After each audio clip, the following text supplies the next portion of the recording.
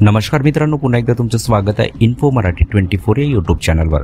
मित्रांनो, सरकारी कर्मचाऱ्यांच्या पेन्शनबद्दल एक अत्यंत महत्त्वाची बातमी घेऊन आलेलो आहे। बातमी आहे सरकारी कर्मचाऱ्यांच्या पेन्शनसाठी नोटिफिकेशन झाले जाईल। मित्रांनो, नेमकं काय या बातमीमध्ये आपण नक्की बघूया, पण त्याआधी जर तुम्ही आपल्या चॅनलवर नवीन असाल तर चॅनलला सबस्क्राईब करून बाजूला दिलेल्या बेल आयकॉनला नक्की क्लिक करा।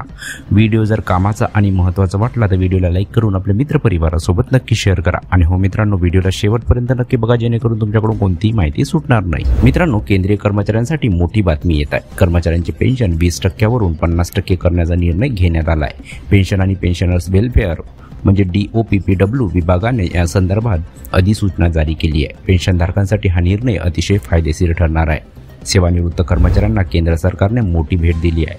त्यांच्या पेन्शनमध्ये वाढ करण्याची तरतूद करण्यात आली आहे। वयानुसार 80 वर्षावरील सेवानिवृत्त कर्मचाऱ्यांना हा लाभ दिला जाईल।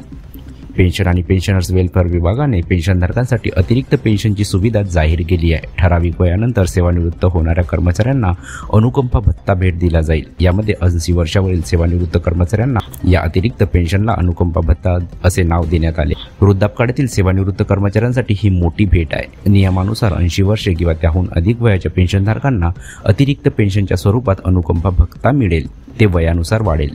मित्रांनो, नियम काय म्हणतो याबद्दल आपण बघूया। मित्रांनो, पेन्शन आणि पेन्शनर्स वेलफेअर विभागाच्या अधिसूचनेनुसार नवीन नियमानुसार व्यक्तीचे वय 80 वर्ष पूर्ण होताच पेन्शनमध्ये अतिरिक्त पेन्शन वाढीचा लाभ जोडला जाईल। अतिरिक्त पेन्शन म्हणजेच अनुकंपा भत्ता ज्या महिन्यामध्ये कर्मचारी 80 वर्षाचे होईल त्या महिन्याच्या पहिल्या दिवसापासूनच प्रभावी मानले जाईल। जाणून घ्या कोणत्या वयात किती पेन्शन मिळेल। मिळणाऱ्या पेन्शनच्या टक्केवारीनुसार अनुकंपा भत्ता दिला जाईल। मिळणाऱ्या पेन्शनच्या टक्केवारीनुसार अनुकंपा पेन्शन दिली जाईल।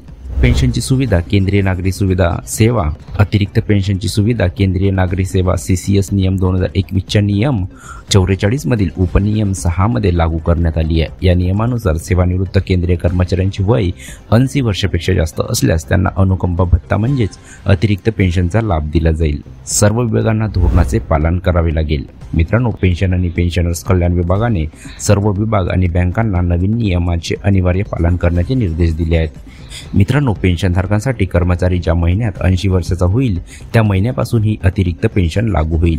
ज्या महिन्यामध्ये कर्मचारी 80 वर्षाचा होईल त्या महिन्याच्या पहिल्या दिवसापासूनच अतिरिक्त पेन्शन मिळण्यास सुरुवात होईल। तर मित्रांनो, कशी वाटली ही कामाची आणि महत्त्वाची बातमी?